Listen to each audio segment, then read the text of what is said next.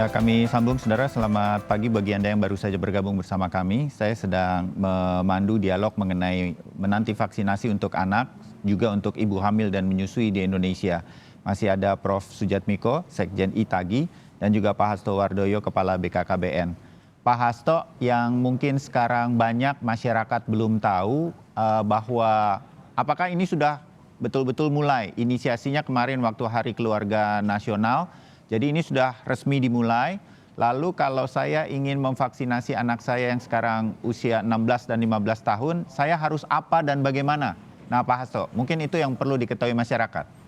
Baik, terima kasih. Jadi sekarang sudah dimulai, terutama untuk anak umur 12 sampai 17 tahun itu, dan saya kira di tempat-tempat untuk imunisasi pada umumnya seperti puskesmas, itu bisa dan harus bisa melayani itu. Karena vaksin yang dipakai juga sama, seperti yang tadi disampaikan oleh Prof. Sujatmiko, dan Ya. dosisnya juga sama, alatnya sama, petugasnya sama. Sehingga saya kira bisa di situ dengan prosedur yang sama, ada penapisan dari petugas tempat ya. Saya Ya. kira bisa segera dimulai di mana saja. Ya.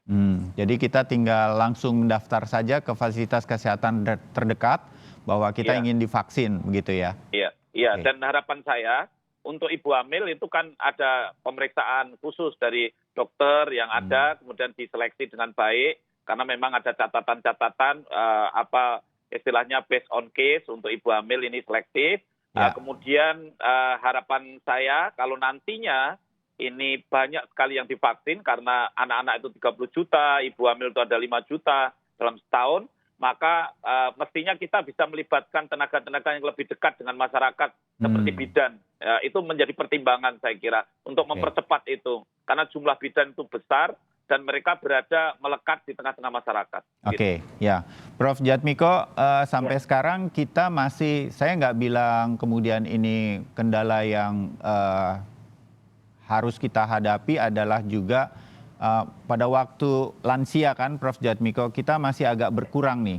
Banyak yang nggak bisa mengantar dan lain-lain. Masih banyak yang khawatir begitu dengan vaksinasi. Nah, untuk mempercepat pelaksanaan terhadap vaksinasi terhadap anak-anak kita, yang penting mereka adalah masa depan bangsa kita ke depan, dan juga ibu hamil dan menyusui. Melihat dari ada kendala pada waktu masyarakat umum dan juga lansia begitu untuk percepatannya, apa yang mungkin Prof. Jatmiko bisa sampaikan berkaitan dengan upaya vaksinasi ini yang nanti secara besar begitu akan mempercepat seluruh vaksinasi terhadap warga Indonesia dan herd immunity-nya bisa segera mendekati capaian. Prof. Jatmiko. Ya, betul sekali Mas Bayu. Beda dengan bayi atau balita, kalau diajak ibunya, bapaknya, dia tidak bisa menolak untuk imunisasi. Sehingga pengalaman kita tahun 2019-2020, imunisasi campak rubella untuk 70 juta balita di Indonesia dalam 1 bulan selesai. Tetapi 12-17 adalah remaja. Apa ciri remaja? Sebagian dia sudah tidak terlalu nurut pada orang tua. Tapi dia lebih menurut kepada guru.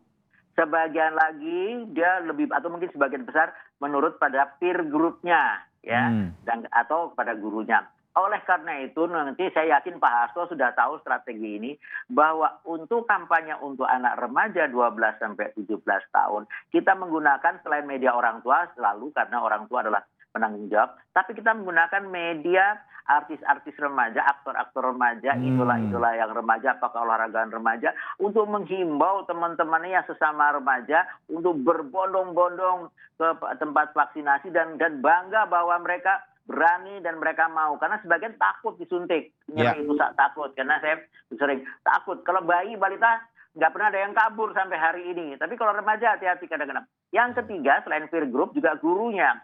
Pada sebagian remaja patuh sekali pada guru, jadi mungkin para guru bisa menggunakan media sosial atau menghubungi murid-muridnya untuk ayo berbondong-bondong. Kalau sekarang karena sekolahnya sedang tidak tatap muka, berarti hanya dari jauh, mungkin mereka menganjurkan untuk datang ke tempat pelayanan yang disediakan oleh Pak Hasto, BKKBN, dan Kementerian Kesehatan. Di tempat layanan vaksinasi yang ada sekarang, jadi tidak membuka layanan baru lagi khusus, tidak. Jadi integrasikan dengan dewasa. Jadi intinya, harus ada satu kampanye, gerakan kampanye baru ya, yang untuk selain untuk orang dewasa dan lansia tadi, yang anak nih selalu tertinggal kemarin ya, kampanye itu masker juga kurang. Nah, itu juga imunisasi pada orang tua kita kampanye, kedua kepada kelompok RT RW, kemudian pada sesama remaja harus bangga diimunisasi, dan ketiga melalui sekolah guru atau kelompok-kelompok remaja. Itu harus digalakkan supaya mereka betul-betul merasa mau datang gitu. Gitu kira-kira Mas Bayu. Ya, menarik Prof. Jatmiko. Sudah disiapkan Pak Hasto ini bersama keseluruhan stakeholder termasuk Kementerian Kesehatan mungkin? Ya, baik. Jadi saya kira betul sekali kata Prof. Sujatmiko bahwa kebetulan kan BKKBN itu pekerjaannya KIE ya. Jadi demand creation ya. Jadi kita sekarang ini juga kita membantu Satgas COVID untuk KIE, untuk perubahan perilaku. Maka ini sekaligus saya kira masif information system harus kita lakukan, kita bangun. Betul sekali, teman sebaya lebih dipercaya daripada orang tua. Ini kenyataan. Jadi kalau dia itu terprovokasi oleh teman sebaya, ini lebih mujarab, ini lebih tergerak daripada yang bicara orang tua ya. Jadi makanya duta-duta yang dari remaja ini saya kira perlu kita gerakkan. BKKBN juga punya duta generasi berencana yang masih usia-usia di bawah 18 tahun, itu cukup banyak, akan kita gerakkan.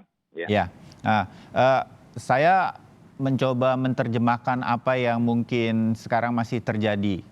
Kalau ada beberapa teman saya melalui WA Group masih mengatakan, ketika saya katakan faktualnya adalah anak-anak lo akan divaksinasi atau enggak, mereka kebanyakan masih ragu tuh, Prof. Sujatmiko.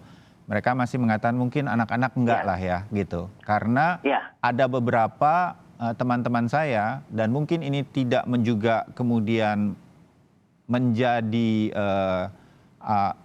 bukan juga mencontohkan atau menggambarkan keseluruhan di Indonesia, bukan. Tetapi kita harus tahu, di orang tua seusia saya yang juga sudah mengenyam pendidikan bahkan sampai di universitas, ada saat ini di kota besar, saya nggak bilang ini mereka tinggal di dusun begitu, mengatakan mereka kurang pas dengan program vaksinasi. Merekanya tidak mau divaksinasi, anak-anaknya juga selektif memilih vaksinasi yang sekarang ada, yang dianggap penting-penting saja begitu. Alasan biaya ataupun alasan agama. Nah, hal semacam ini untuk anak-anak kita, Prof. Sujatmiko, apa yang kemudian bisa kita hadirkan agar anak-anak kita betul-betul terlindung dari situasi COVID-19, Prof. Sujatmiko? Ada dua hal besar yang terpisah. Saya akan bicara imunisasi secara umum dulu. Jadi studi-studi sejak tahun 2011 banyak sekali mempelajari baik di Indonesia maupun negara lain, kenapa kok ada orang yang menolak imunisasi. Ternyata sebagian besar yang menolak itu dipengaruhi oleh isu-isu yang tidak benar, yang sengaja disebarkan oleh orang-orang yang ingin anak-anak tidak diimunisasi, ya, dan mohon maaf, mereka ingin banyak anak-anak yang meninggal secara tidak langsung gitu. Tapi tidak sadar orang tua itu bangga kalau dia bisa tampil beda, bisa berbeda dari orang lain. Dia tidak sadar bahwa pertama dia melanggar hak-hak undang-undang perlindungan anak. Kenapa? Orang tua berkewajiban melindungi anaknya. Vaksinnya sudah ada, gratis dan terbukti aman. Dari mana tahu vaksin itu aman? Seluruh dunia negara melakukan imunisasi. Kalau nggak aman, nggak mungkin seluruh dunia melakukan imunisasi. Jadi, kalau ada program imunisasi dimanapun negara, berarti vaksin itu aman dan bermanfaat. Kalau nggak bermanfaat juga nggak ada. Nah, hal-hal ini kadang-kadang orang tua nggak tahu lebih. Tapi kalau ada isu yang sensasional, wah, mereka cepat sekali mau tampil beda. Tidak, dia lupa melanggar konvensi hak anak, ya, bahwa anak harus dilindungi, itu diratifikasi oleh seluruh negara, melanggar undang-undang perlindungan anak, melanggar undang-undang kesehatan. Jadi orang tua yang begitu, dua kerugiannya. Anaknya kalau ada wabah difteri tahun 2005 sampai 2018 yang terjadi, banyak orang tua yang menyesal akhirnya pada waktu di rumah sakit. Iya, saya habis kata tetangga katanya imunisasi begini, anaknya meninggal karena difteri, ya. Begitu juga waktu wabah campak, ya, meninggal karena wabah campak, habis kata tetangga imunisasi begini. Jadi hanya dipengaruhi hal-hal yang sensasional, yang bisik-bisik yang seolah-olah hebat, tapi sebenarnya secara tidak sengaja orang tua itu sudah menjerumuskan pada anaknya berisiko sakit, cacat, dan meninggal. Ya. Dia satu menelantarkan anaknya sampai anaknya meninggal, kedua melanggar sebenarnya undang-undang tadi dan undang-undang wabah yang lain. Sebenarnya orang tua yang demikian bisa dituntut hukum berdasarkan undang-undang perlindungan anak, ya, bisa dituntut denda 100 juta dan kurungan 5 tahun, tapi tidak kita terapkan. Udah kasihan anaknya udah meninggal, orang tua dituntut. Ya. Itu poin pertama. Jadi bahkan di kalangan intelektual studinya banyak, itu masih terpengaruh pada itu. Ketika kita lakukan wawancara lebih dalam, ternyata hanya terpengaruh oleh isu-isu tadi yang berkembang sejak sekitar tahun 1990-an. Tapi ada yang karena merasa kok saya baru tahu sekarang, dia ikut-ikutan supaya kelihatan hebat gitu. Jadi kalau ada yang berpendapat itu, mohon sadarlah bahwa anak-anak mereka terancam kalau ada wabah, mereka yang imunisasinya tidak lengkap, maupun imunisasi COVID maupun non-COVID, mereka yang anak-anaknya itu akan terkena dulu. Itu poin pertama. Ya. Poin kedua, anak-anak yang tidak divaksinasi itu bisa menjadi sumber penularan. Khusus untuk COVID, sekarang kita masuk pada masalah COVID. Remaja, tadi sudah dijelaskan, 66% yang diperiksa di Eijkman, dia tidak bergejala tapi virusnya positif. Apa artinya? Mereka Kalau carrier dalam jadinya rumah, iya, dia akan menularkan pada bapak, ibu, nenek, kakek, atau tetangganya. Jadi, kalau ada orang tua yang anaknya tidak diimunisasi, ada dua kemungkinan. Anaknya sakit atau anaknya menularkan pada anggota di rumah. Jadi, Bapak Ibu Saudara sekalian, sebaiknya mumpung vaksinnya masih ada. Kenapa saya katakan demikian? Jumlah vaksin COVID di dunia ini sangat terbatas. Sedangkan negara yang membutuhkan itu banyak sekali. Mumpung Pak Hasto, Kementerian Kesehatan, Presiden menyediakan vaksin gratis, segera berlomba-lomba, ya. Mumpung vaksinnya ada. Kalau vaksinnya sudah nggak ada. Jadi, jangan ragu-ragu. Memang habis disuntik kadang-kadang merah sedikit, bengkak, demam. Itu reaksi normal. Sama seperti kita makan sambal kepedesan, itu reaksi normal. 1-2 hari bengkak demamnya itu biasanya hilang. 97%. 1-2 mungkin ada yang menetap berapa hari. Kembalilah ke tempat ke dokter itu menanyakan, ini kenapa kok bengkaknya nggak hilang, udah 3 hari lebih, 5 hari lebih, ya itu boleh. Tapi sebagian besar dalam beberapa hari akan hilang. Jadi don't worry Handayani lah gitu. Kira-kira gitu Mas Bayu. Ya, baik. Terima kasih Prof. Djatmiko untuk keterangan ini. Mudah-mudahan makin teryakinkan banyak orang tua untuk membawa anak-anak kita usia 12 sampai 17 tahun terlebih dahulu untuk bisa vaksinasi. Hal yang sama untuk ibu hamil dan menyusui, Pak Hasto. Sekali lagi bahwa kemarin ada semacam kebijakan untuk menunda, tapi kali ini betul-betul ibu hamil dan menyusui sebetulnya sudah bisa vaksinasi dengan melakukan pemeriksaan pendahuluan. Ini bisa dijelaskan sekali lagi ya Pak Hasto, supaya ini bisa menjadi kejelasan dan bisa menjadi konfirmasi bahwa ibu hamil dan menyusui sekarang sudah boleh vaksinasi. Pak Hasto. Iya, baik. Jadi ibu menyusui saya kira tidak ada masalah ya Mas Bayu. Jadi untuk ibu menyusui hampir semua saya kira bisa dilakukan, tentu ada. Jadi jangan ragu, jangan menunda. Kalau hanya menyusui, vaksinasi. Menyusui, iya vaksinasi. Seleksinya saya kira seperti orang yang tidak hamil pada umumnya. Sedangkan yang hamil itu memang seleksi oleh dokter yang ada. Sudah ada catatan, ada rekomendasi dari WHO, dari POGI, dari Royal College, American Royal College itu Mei juga sudah mengeluarkan rekomendasi. Saya kira banyak pedoman yang harus kita pedomani. Dan yang paling penting Mas Bayu ya, bahwa derajat kesehatan bangsa kita ini ditentukan kematian ibu, kematian bayi, anak-anak itu menjadi ukuran derajat kesehatan bangsa. Sehingga kalau sampai tadi saya katakan dari 536 yang positif COVID dan melahirkan, ternyata 16 meninggal, artinya 32 per 1000 kematian ibu. Kalau per 100.000 artinya 3.200. Ini 10 kali lipat dari kondisi kalau tidak kena infeksi COVID.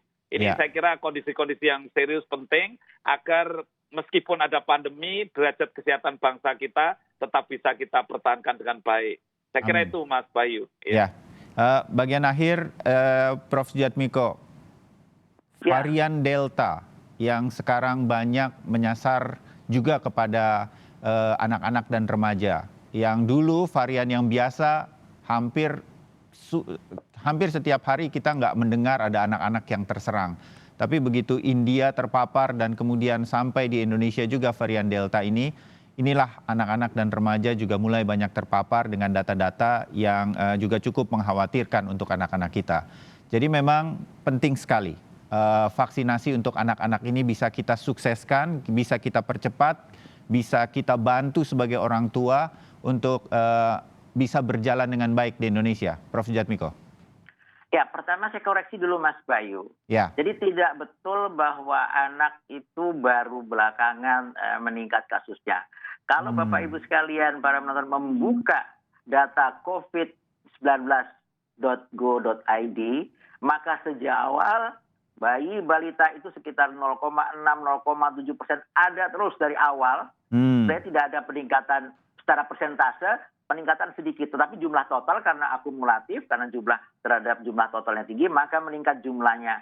Jadi pertama itu tidak betul. Kedua, tetapi dulu memang betul karena kita fokus yang meninggal itu 48% adalah umur 60 tahun ke atas. Semua fokus pada orang lansia, dan upaya pencegahan adalah pada bagaimana mencegah orang-orang dewasa jangan bepergian segala macam pakai masker. Kita pernah berhasil waktu itu bulan Maret, April itu April Mei itu ya, berat April Mei itu kita sudah landai ya, kita udah berhasil ya.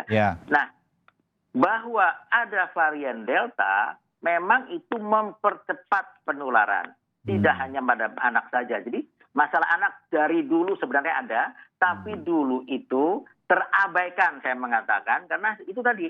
Karena dianggap anak dibiarkan nggak pakai masker, cuci tangan, tidak berkerumun, dibiarkan saja, terutama remaja. Ternyata itu menjadi sumber penularan yang tidak habis-habisnya juga. Oleh karena itu, Ketua IDAI sangat gencar, maka apapun semboyannya sekarang saya juga mengatakan demikian. Anak dan dewasa sama diperlakukan. Jadi mau varian Delta maupun varian apapun, prinsipnya satu, anak dan dewasa jangan bepergian, jangan berkerumun kemanapun kalau tidak penting. Lalu pekerjaan gimana? Saya dikritisi waktu itu bulan Maret, saya juga mengatakan Februari, Desember, Januari saya mengatakan, dan nanti ekonomi kita rontok. Nah, tapi jangan lupa akibat orang masih bepergian, masih berkerumun, sampai hari ini 58.000 saudara kita meninggal di Indonesia, dan dokter 401 dokter spesialis 170, dokter umum 226 meninggal. Tetapi kan nanti kalau kita kantor-kantor tutup, semua toko tutup, ekonomi kita runtuh. Saya mengutip kata Presiden Ghana, ekonomi bisa dihidupkan. Tapi nyawa saudara kita 58.000 yang meninggal, 401 dokter yang meninggal, tidak akan bisa dihidupkan. Jadi tetap anak dan dewasa sama perlakuannya, jangan bepergian, jangan berkerumun dimanapun. Anak dan dewasa, anak di atas 2 tahun dan dewasa pakai masker kemanapun, menutup lubang hidung, menutup mulut, menutup dagu, dan juga merapatkan pipi, ya. Jangan melorot, jangan ngobrol, karena kalau ngobrol jadi melorot, dan sering cuci tangan. Kalau sanksinya tidak dilanggar, kalau dilanggar harus berikan sanksi yang tegas. Jangan cuma minta maaf depan televisi, dan jangan lupa sekarang imunisasi, lengkapi imunisasi COVID untuk dewasa, anak-anak maupun lansia. Itu kira-kira Mas Bayu. Baik, terima kasih Prof. Sujatmiko. Dan ini semua bagian akhir juga dari Pak Hasto sudah bisa dilakukan. Datangi fasilitas kesehatan terdekat untuk kemudian mendapatkan vaksinasi Sinovac untuk anak-anak, ibu hamil dan menyusui. Begitu ya Pak Hasto? Iya, betul sekali. Dan saya berharap dengan gerakan vaksinasi untuk ibu menyusui, ibu hamil dan juga anak-anak, maka tidak ada gejala sisa dalam arti terkonstriksi kualitas SDM kita. Kita tahu sekarang ini stunting cukup tinggi, masih cukup tinggi. Kalau ibu menyusui kemudian tidak menyusui dengan baik, kemudian justru saling menularkan, maka angka stunting, morbiditas anak pun akan meningkat. Dan ingat sekarang ini eranya memasuki era bonus demografi. Kalau seandainya anak-anak kualitasnya tidak bagus, kesehatan tidak bagus, maka Indonesia emas tahun 2045 ini menjadi repot. Makanya marilah kita sehatkan ibu hamil, ibu menyusui, dan juga anak-anak. Begitu Mas Bayu. Baik, dengan cara vaksinasi untuk COVID-19 yang memang sudah disediakan oleh pemerintah mulai tanggal 29 kemarin. Pak Hasto, terima kasih. Prof. Sujatmiko, terima kasih. Kita akan pantau terus perkembangan vaksinasi untuk ibu hamil dan menyusui serta untuk anak-anak. Mudah-mudahan berjalan bisa dengan percepatan yang kita inginkan. Terima kasih untuk wawasannya. Selamat pagi. Terima kasih Mas Bayu. Terima kasih Pak Hasto. Terima kasih Prof.